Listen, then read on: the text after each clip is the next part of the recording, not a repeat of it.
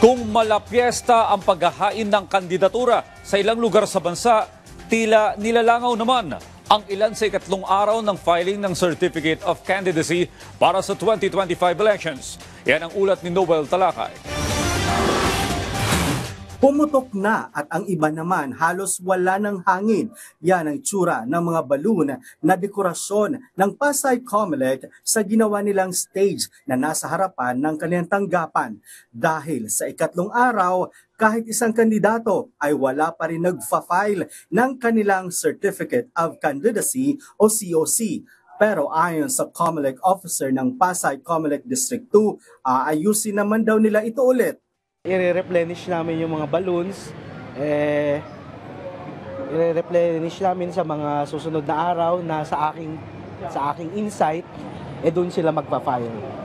Umaasa naman si Atty. Tugas na sa susunod na linggo ay siguradong may magsusumite na ng COC ng mga lokal na kandidato ng Pasay City.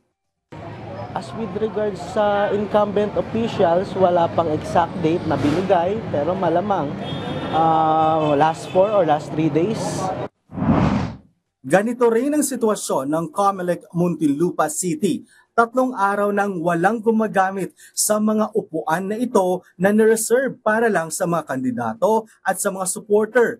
Ayon kay Maria Victoria Pagal, Election Assistant 2, mula October 1 hanggang ngayong araw, wala pang kandidato ang nagsumite ng kanilang COC. Pero kinumpirma naman ito na sina incumbent Mayor Rafi Biazon at Representative Jimmy Fresnedi ay posibleng mag-file ng kanilang COC bukas.